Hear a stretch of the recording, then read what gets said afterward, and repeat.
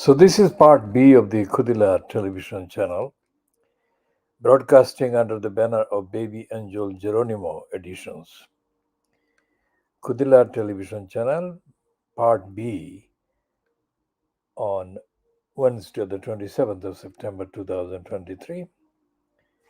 This is part B of the KHOODEELAARTV television channel, broadcasting on the internet under the banner of BABY Angel Geronimo Editions.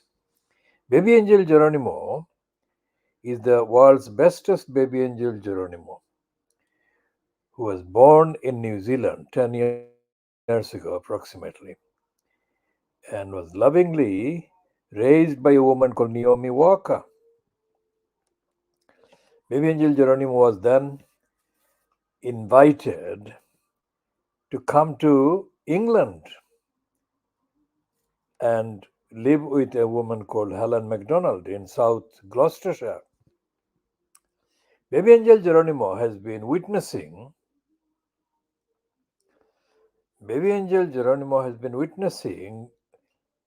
some of the most corrupt, evil deeds by the criminals in the name of the United Kingdom state.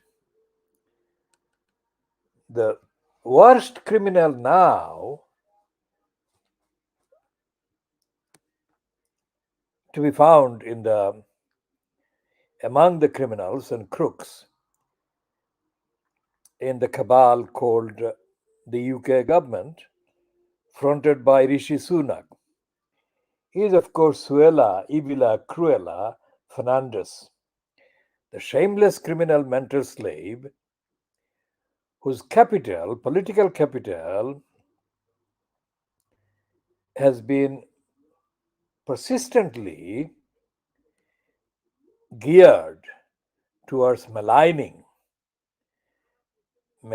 people who are already denied justice and fairness and rights. Now, as the Interior Minister, in the UK it is called the Home Secretary, Crueller Suella is responsible for policing crime, responsible for security,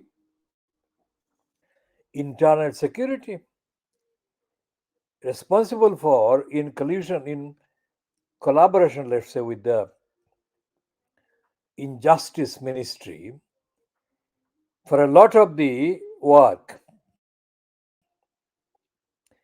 of the courts and criminal legal system. But she never actually addresses those. As anywhere,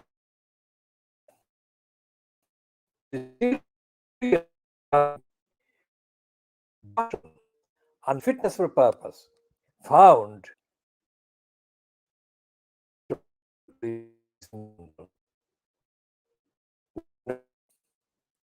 that this is a disaster area affecting millions of people and threatening security and safety to hundreds of thousands of people. But this Cruella Fernandez, born in the United Kingdom officially, but born of Indian Goan descent. This criminal has exceeded the criminality and stupid servility exhibited by the ignorant Indian descended previous incumbent in the post of Interior Ministry, Priti Patel. Now, Priti is a Sanskrit based name, and it almost sounds like the English pretty. But she could not be more uglier, Priti Patel, in her idiocies.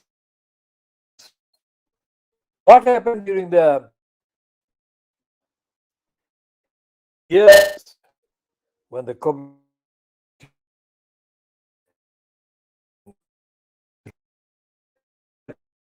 Patel repeatedly, not once, but endless numbers of pronouncements and announcements and utterances were in support of the migrants, etc., etc. And she was in denial about the main duties of the office of the Interior Ministry. Ugly Patel also created a bureaucratic precedent that the permanent secretary in the Interior Ministry was forced to resign publicly and was forced to condemn her, the then incumbent holder of the post of Interior Ministry secretary.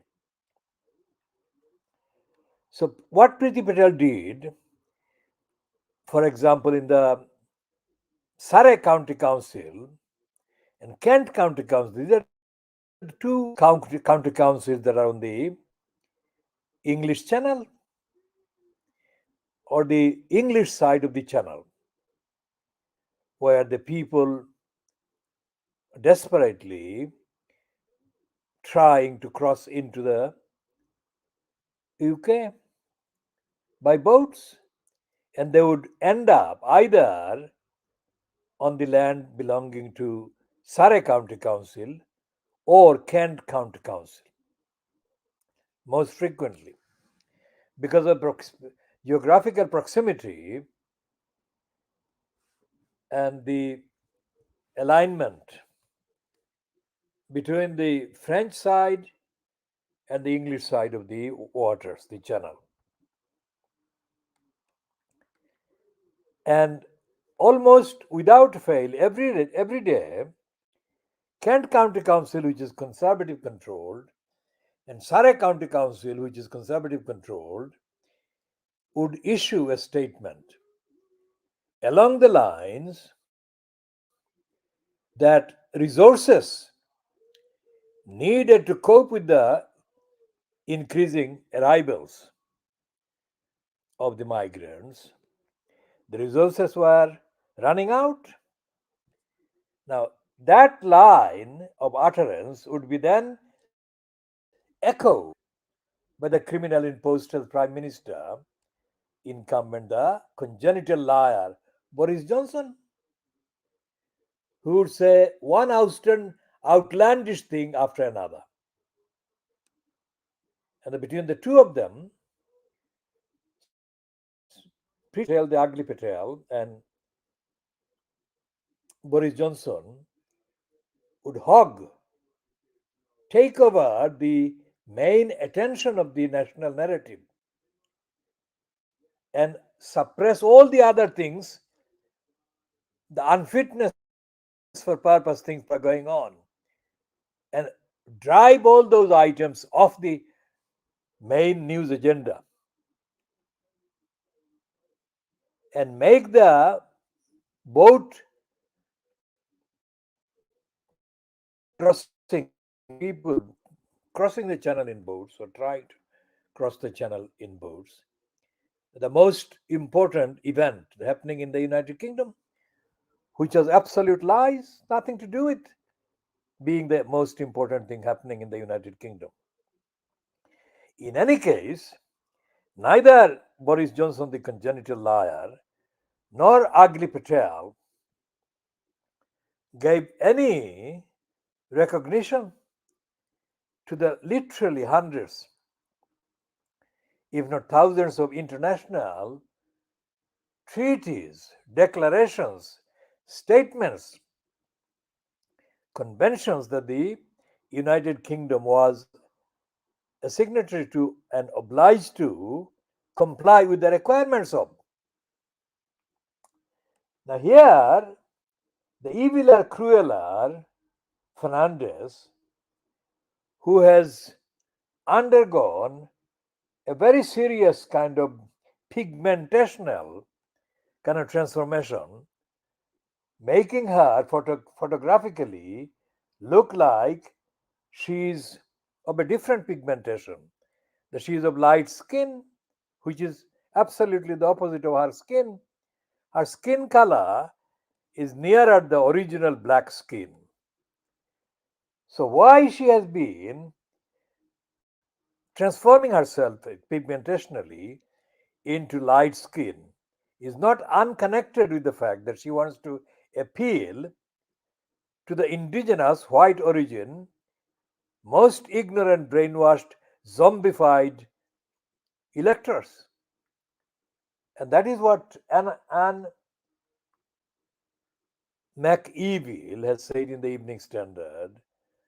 Was it in the Evening Standard? No, in the I newspaper in the morning. That Suella Ibila Cruella has made application to become the leader of the Conservative Party. Now that is nothing to do with the actual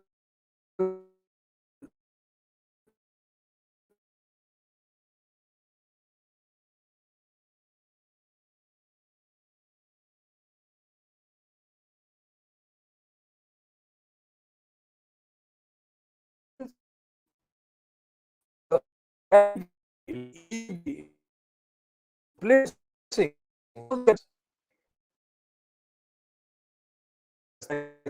dominate very small number, just about 5%, if that, of the actual rapes reported being prosecuted. 95% of the reported rapes in the United Kingdom are not prosecuted. These are serious issues, very serious issues affecting the most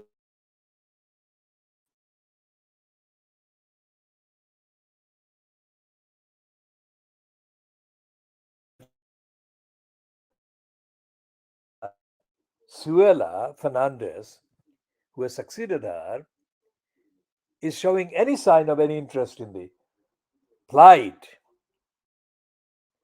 of the victims of rape, 95% of the victims of rape in the United Kingdom. And the 95% of the victims of rape are white, and the majority, absolute overwhelming majority of the rapists are white. And the evilness Cruella doesn't see that. She only sees what has been retailed by racist commentators as being groomers of Pakistani origin, raping and grooming white girls. That's the only rape related sexual violent criminals that she has identified. But she doesn't see the 95% of the white rapists, 95% of the white rape victims at all, and she hasn't got anything to say about that. So this is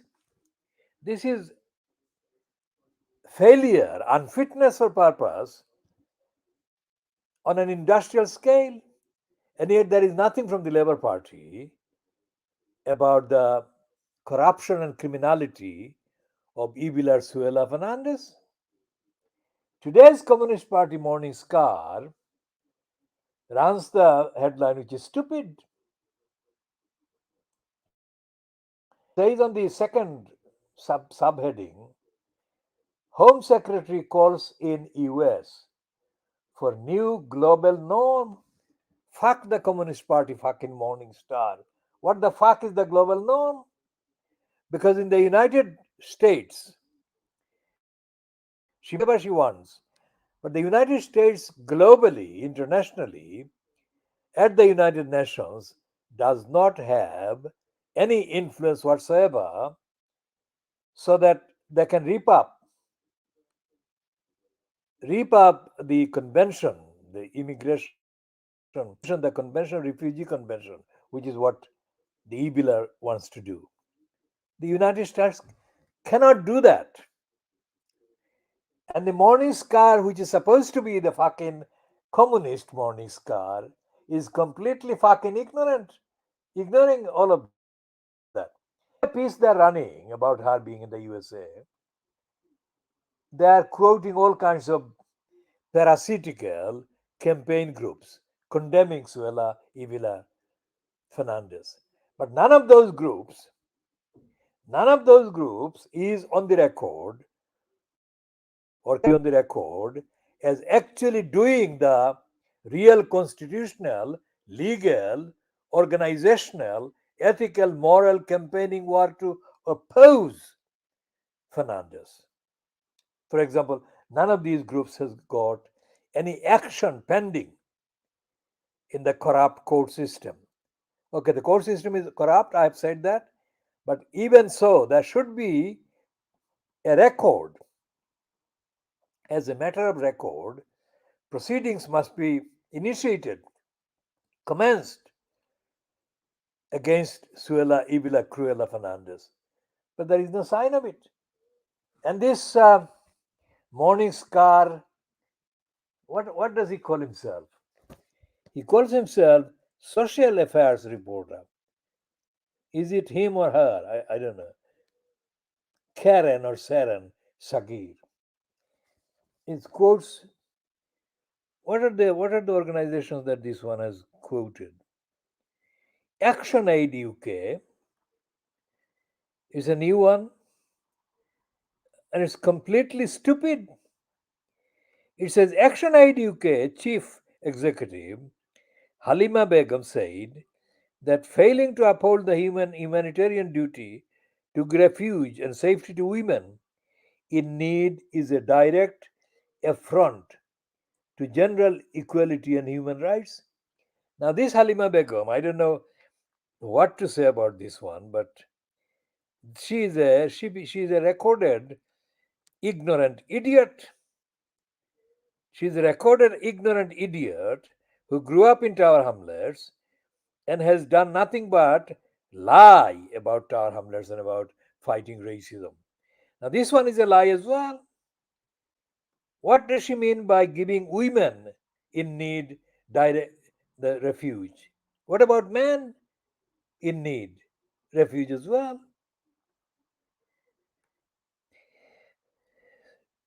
There is this other outfit, freedom from torture, said the Home Secretary should be focusing on rebuilding Britain's asylum system. Fuck them. How can she be expected to rebuild the system where she is actually intent or smashing it?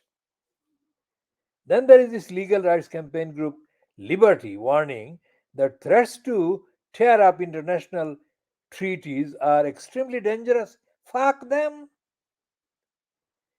All the treaties that are in the frame, in context, have been effectively ignored by successive holders of the post of prime minister, and let's say the ones starting with sleazeball crook Dave Cameron. But none of these people, these groups, this like Liberty, has taken court action against the government, against the prime minister, which would have been the right campaigning thing to do. Then there is this Refugee Council. Several international frameworks exist to protect everyone. Fuck them. Of course they do. The point is not about that. That is an obviously stupid thing to say. The question is, what is the Refugee Council doing challenging Ibila Cruella Fernandez? And then Amnesty International, which has got an Indian name, Deshmukh. What urgently needs to be addressed is the glaring inequality of countries sharing responsibility for refugees, a matter in which the UK is severely lagging. Fuck the Deshmukh shit. And then Alf Dubs is quoted, of course, and he is mentioned as having arrived in Britain as a child fleeing the Nazis. And Dubs is quoted as saying that the Fernandez statement was repeating the shameful practice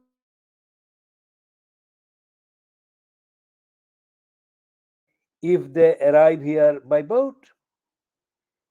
But she's closed virtually all other means of arrival, he said. Now, why don't these people, including Alf Dubs, who is oversighted and overrated as having arrived as a child refugee, why don't they actually say that Braverman, the Fernandez, should be taken to court? Taken to court first in the United Kingdom and then to the international court system. But there is no sign of that. So this fucking morning scar is as stupid on this one today as it always is.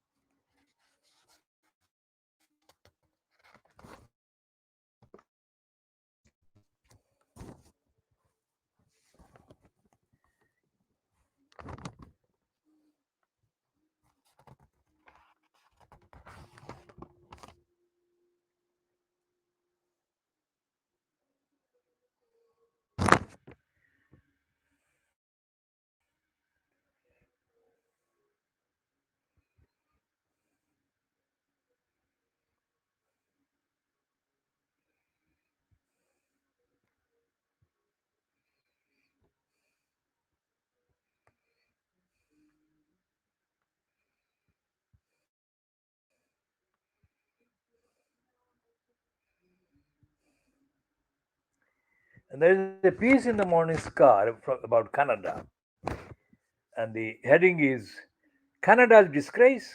Nazi celebration cannot be forgotten or forgiven. Dan Ross, a community activist and Communist Party member based in Manchester, discusses why the Canadian Parliament knew exactly what it was doing when it praised a Ukrainian Nazi collaborator and why it matters.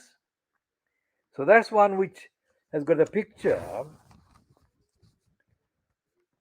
Zelensky, Ukrainian Zelensky, and Trudeau cheering Nazi veteran Yaroslav Hunka at the performance in Ottawa, Ontario, Canada, last Friday.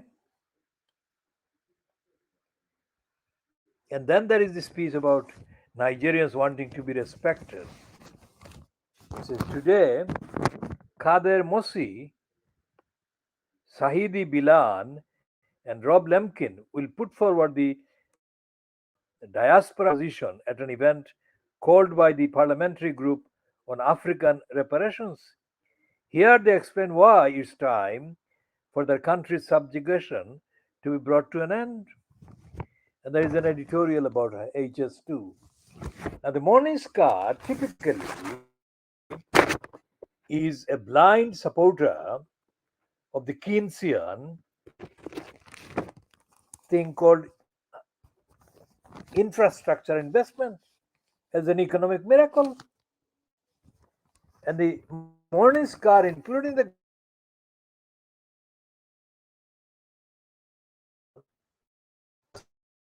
government, they are fucking stupid. They did the same thing with the Crossrail whole plot against Brick Lane. So this is a whole page, well, whole comment piece dedicated to supporting HS2.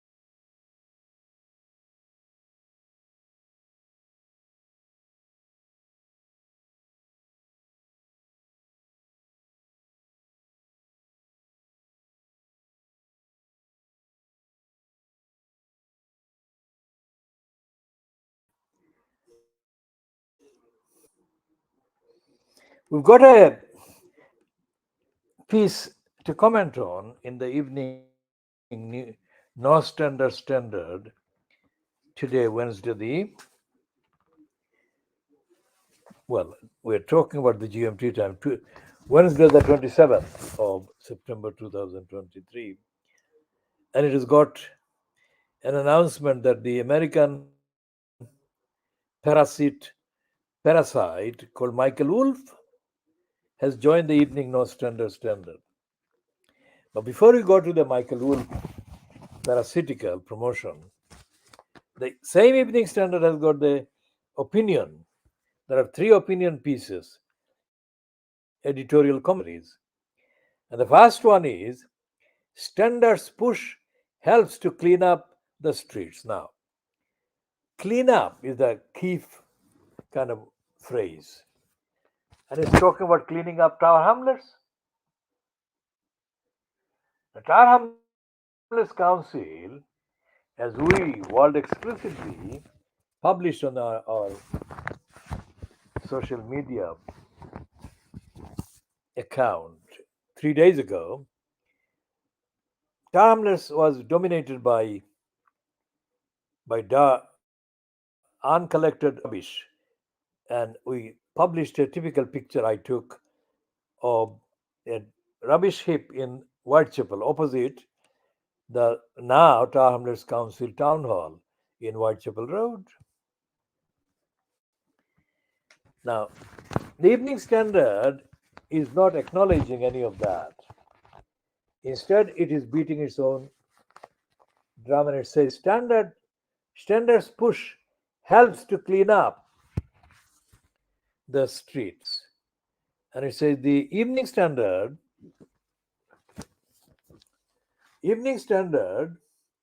takes out the trash. Well, if only.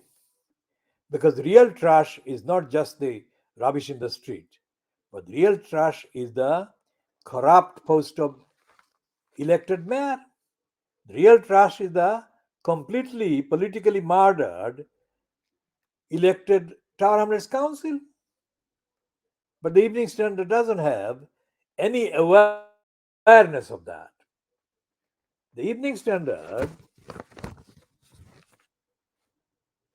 The Evening Standard takes out this trash barely hours after publishing our front page illustrating the festering piles of rubbish and only hinting at the smell in London's East End.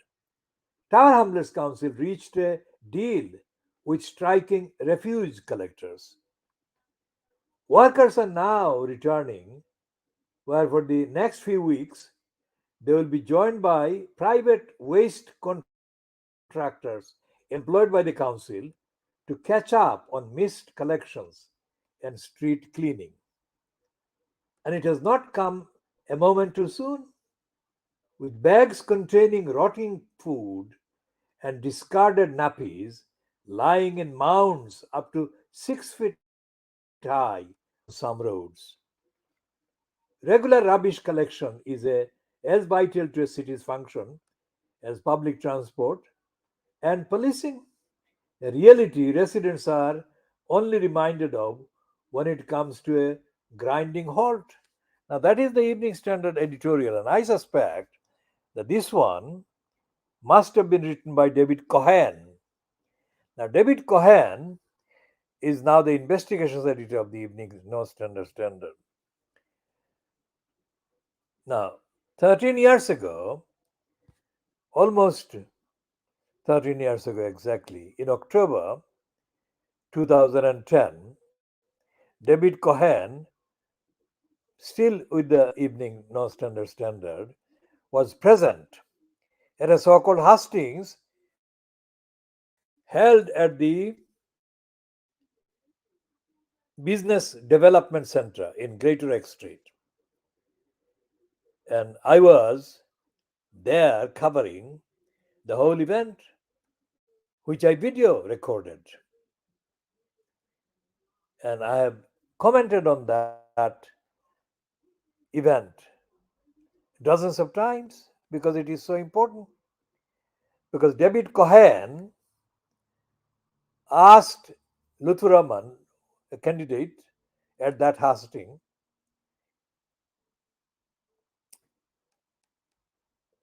words to the effect that he, Luthuraman, should have distanced himself, Luthuraman, from his quote supporters who had, according to the question, claimed that the Labour Party's candidate on that date, Abbas Uddin alias Halal, David Cohen didn't say Abbas Uddin alias Halal, he said Halal Abbas. We say Abbas Uddin alias Halal because that's the real name of this individual. So David Cohen asked Luthuraman to confirm that he had distanced himself from his supporters, that is Lutheraman supporters, claiming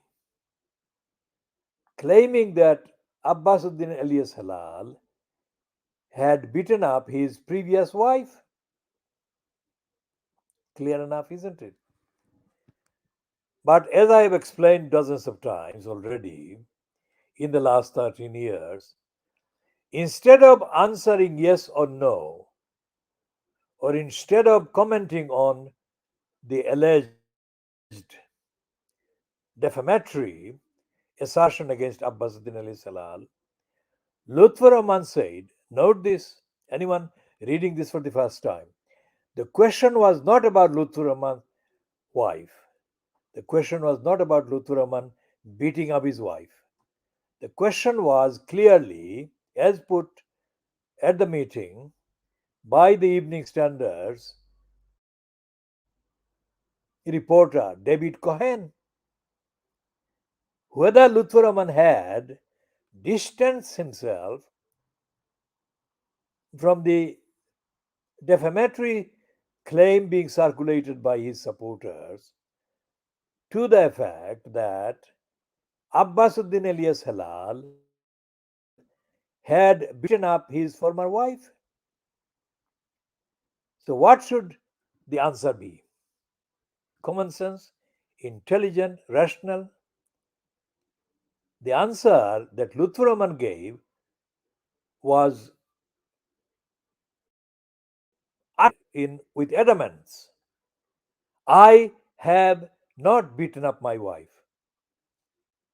That has nothing to do with the question. David Cohen did not say, why have you beaten up your wife? Or has anyone come to you demanding to know why you beat up your wife, etc., etc. Luthran said he did not beat up his wife. And then a woman sitting not far from David Cohen in the audience shouted that she was Luthraman's wife. And she went on to say that Luthraman had not beaten her up. Now, that was not anything to do with what David Cohen asked. So, that is a clear example of Luthraman's limitations, his cognitive limitations. He could not understand literally the question that David Cohen asked him.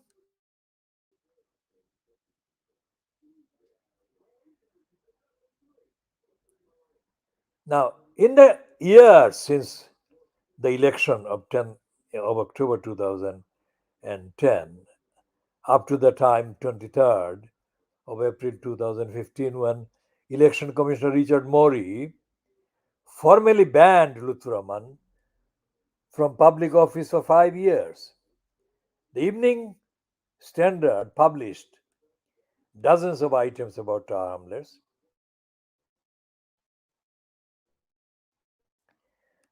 and Evening Standard, including the announcement that was based accountant's report submitted to Eric Pickles in November 2014. When Pickles announced the appointment of commissioners in his speech on the 4th of November 2014, the Evening Standard ran a misleading, stupid heading and a piece. It so overrated the commissioners that Pickles had announced he was appointing to run Tower Hamlets that anyone who is not familiar with Tower Hamlets, who was not familiar with Tower Hamlets, would actually believe that there was something drastically new and reformative, transformational taking place in the form of in the shape of the announcement and the announcement of the commissioners being sent to Tower Hamlets by Eric Pickles. So the Evening Standard actually ran the heading Fraud Squad. It wasn't a fraud squad at all. Because as we have exclusively been chronicling, the commissioners that were sent by or appointed by Eric the Pickles were absolute criminals themselves. Nothing whatsoever to do with Tower Hamlet Council's crime or Lutfur Rahman's crimes, but the criminality of their own careerism and their own past. One was a former fireman, Ken Knight, a criminal, a liar,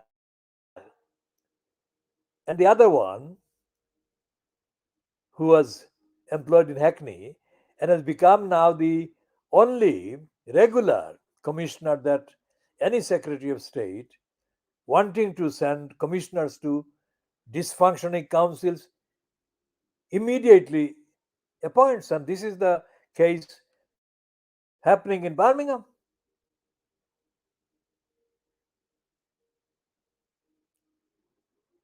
This man is called Max. Max and Ken Knight are the two leading criminals. They were sent to Tower Hamlets and were paid for a few minutes attendance. They were paid about £1,000 each day, but they did fuck all. And neither Pickles, not the so-called opponents of Lutfur Rahman, had any clue as to what. So we shall be updating on that even more in due course later. But essentially, the Evening Standard today is boasting that they have had such a dramatic, immediate impact on cleaning up Tower Hamlets because they ran the story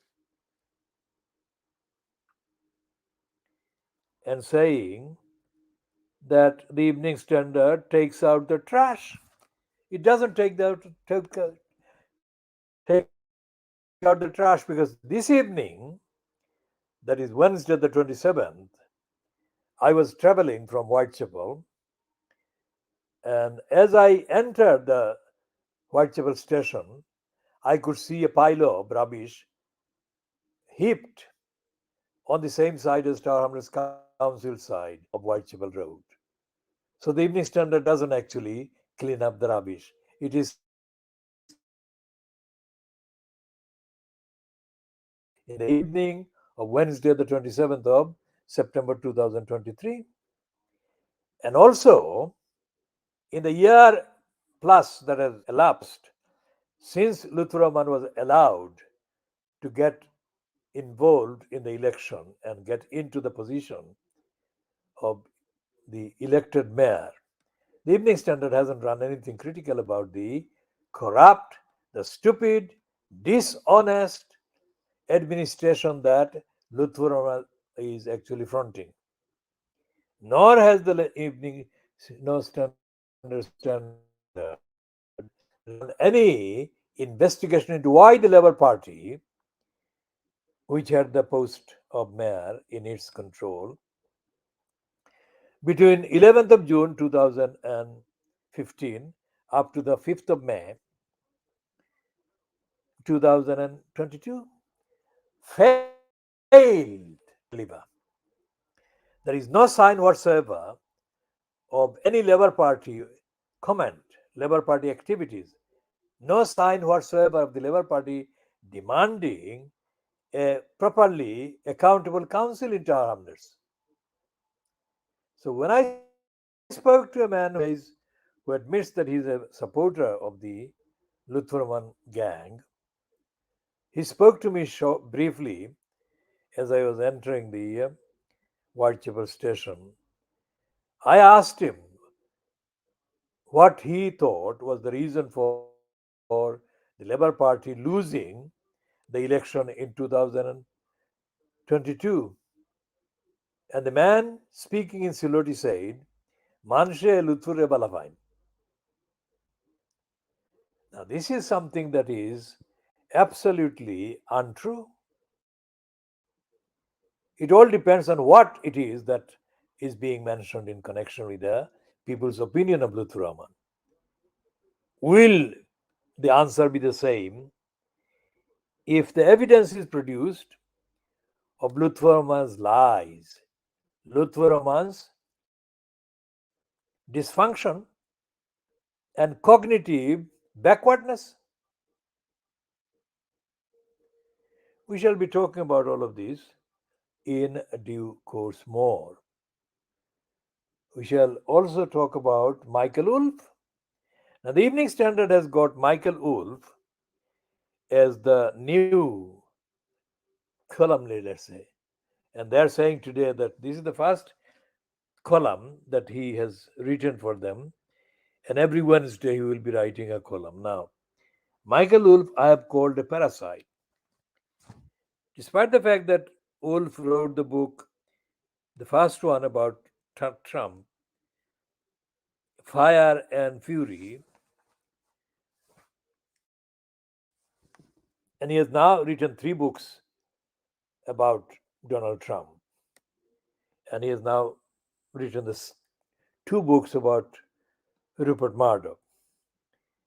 Reading Michael Wolff very carefully, it is not clear that he understands the reason why either Trump or Murdoch did what they did, or why the people in the USA, the electors, the electorate, the demography, behave in the way they do.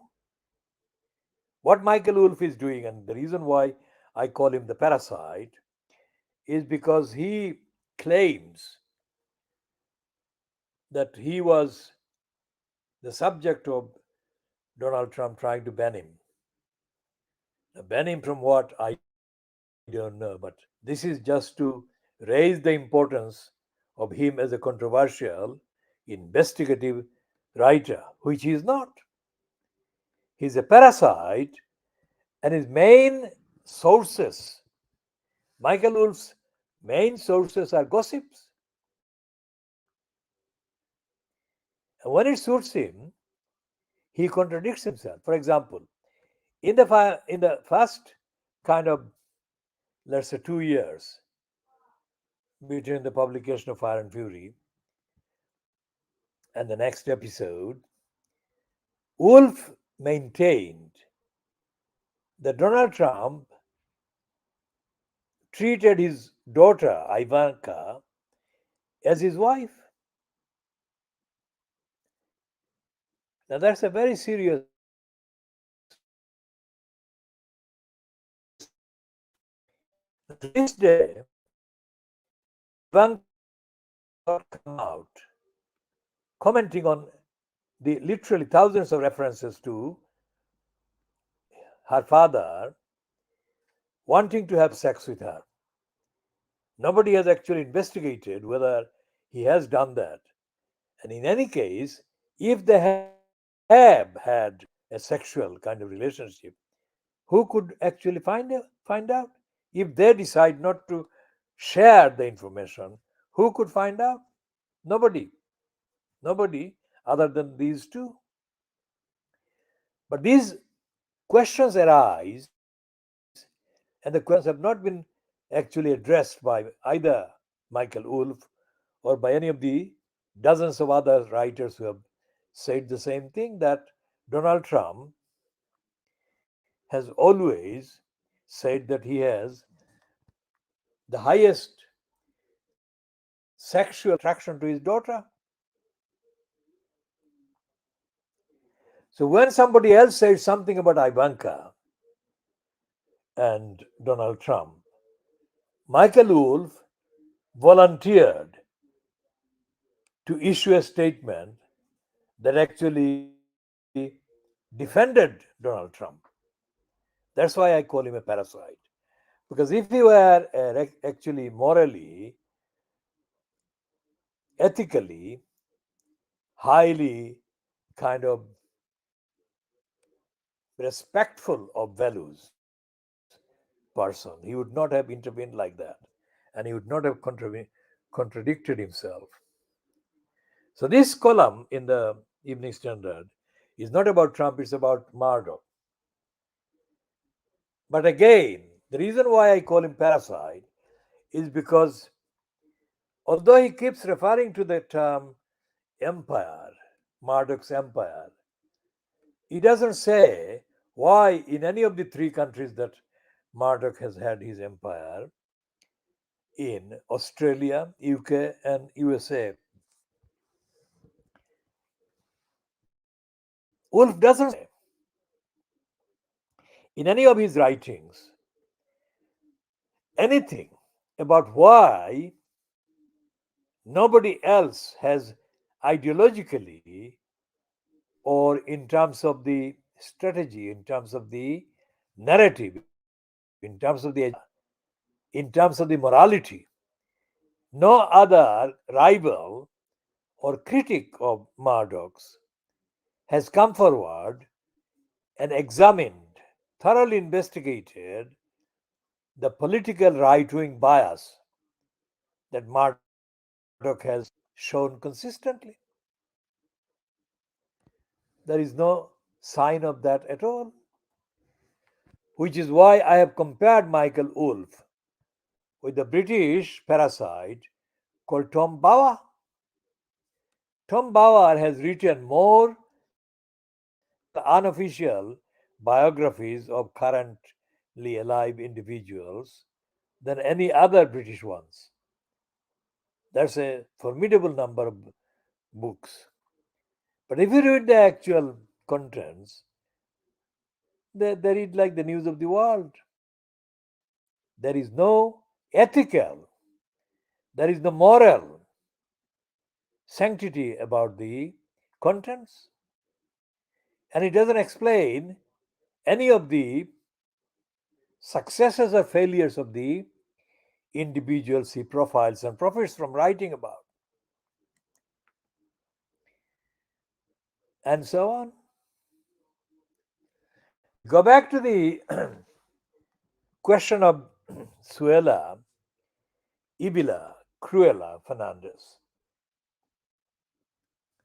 Now, Suella Ibila, Cruella Fernandez is in the news, but there is nothing that the Labour Party, fronted by Keir Starmer, the political murderer of the Labour Party, has in terms of the so called Shadow Home Secretary making any comment. There is nothing. There is nothing from the so called Shadow Home Secretary in relation to what the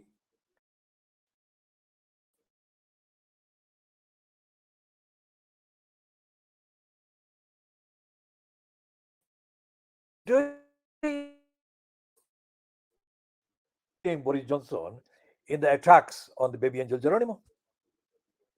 And the entire cabinet, Starmer's cabinet, supported the cruelty narrative and demonization of the most innocent baby angel Geronimo. So you've got in every aspect, in every description, in every facet of society, of the state, the lack of honesty. And it is dominated by corruption and lying, and theft and abuse, and discrimination, and cruelty and violence against the innocent. That's why we call it the Baby Angel Geronimo Editions. Because Baby Angel Geronimo is the witness, the prime witness to all the fundamental injustices and corruption and criminality being done in the name of the United Kingdom state. Ever since the Baby Angel Geronimo arrived in the United Kingdom from New Zealand, and his mum, Helen MacDonald, in good faith, volunteered that Baby Angel Geronimo should be given a test about bovine tuberculosis. And as we have said, Baby Angel Geronimo was not tested. He was rigged, he was primed, and he was falsely injected, intentionally, falsely, criminally injected in order to produce the wrong result. We shall be continuing to update on all of this in due course, and I'm finishing this one at what 56 minutes,